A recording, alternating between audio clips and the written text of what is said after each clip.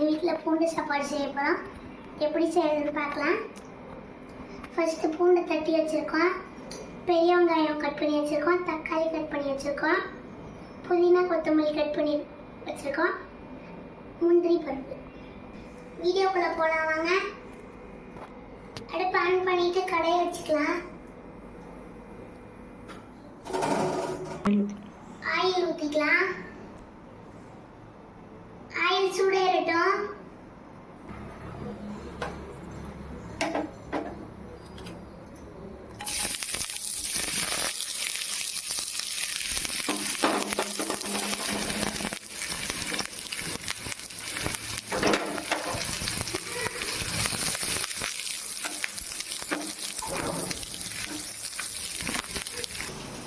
Oil சூடானதுக்கப்புறம் பூண்டு போட்டுக்கலாம். நல்லா சுண்டுட்டோம், பூண்டு நல்லா வதங்கட்டும். கருவேப்பிலை போட்டுக்கலாம். மிளகாய் உங்களுக்கு காரத்துக்கு எவ்வளோ தேவையோ அவ்வளோ போட்டுக்கலாம். முந்தைய உங்களுக்கு போடணும்னா போடலாம், இல்லைன்னா வேணாம். பூண்டு நல்லா வதங்கிடுச்சு, ஆஃப் பண்ணிக்கலாம்.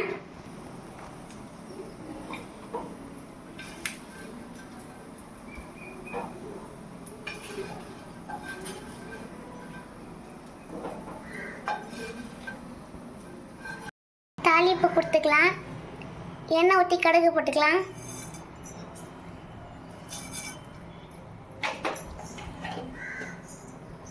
நல்லா பொரியட்டும். கடுகு பொரிஞ்சிச்சு. இப்போ ஆனியன் போட்டுட்டு நல்லா வதக்கட்டும். அடுத்து தக்காளி போட்டுக்கலாம்.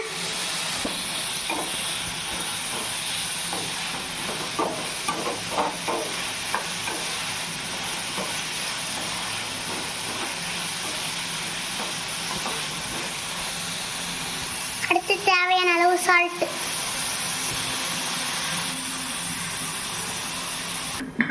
அடுத்து இது நல்லா பேஸ்ட்டாக அரைச்சிக்கலாம்.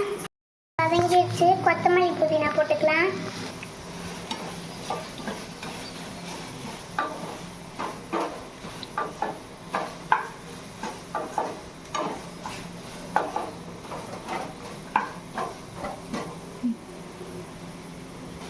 அடுத்து மஞ்சத்தூள் போட்டுக்கலாம்.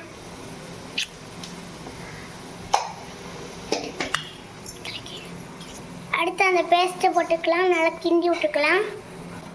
பூண்டு பேஸ்ட் ரெடி ஆயிடுச்சு ஃப்ரெண்ட்ஸ்.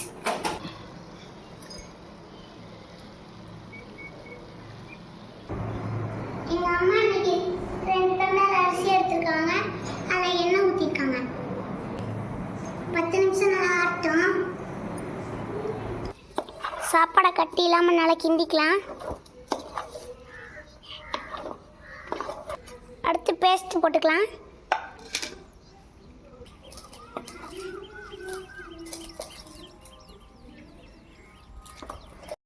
பூண்டு சாப்பாடு ரெடி ஆயிடுச்சு, வாங்க சாப்பிடலாம். எங்கள் சேனல் பிடிச்சிருந்துச்சுன்னா லைக் பண்ணுங்கள், ஷேர் பண்ணுங்கள், கமெண்ட் பண்ணுங்கள், சப்ஸ்கிரைப் பண்ணுங்கள். சத்மிகா மனிஷா சமையல்.